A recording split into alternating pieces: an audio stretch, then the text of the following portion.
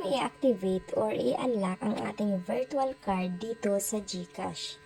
So, open nyo lang inyong GCash, guys. Then, pindutin lang ang My Card.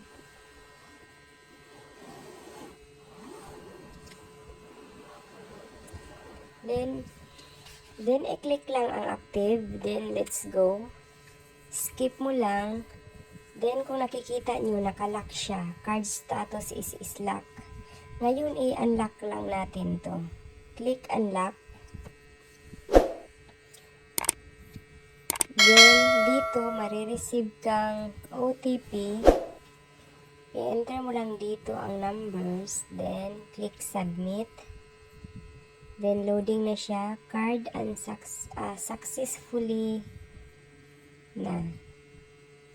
Ayan na siya. Active na siya ulit. So, nilock ko lang siya before dahil medyo may problema. Ngayon, gusto ko naman siyang i-unlock. Has been successfully reactivated from suspension status. So, okay na. Pwede na natin ulit magamit ang ating virtual card dito sa GCash. So, pwede ka na ulit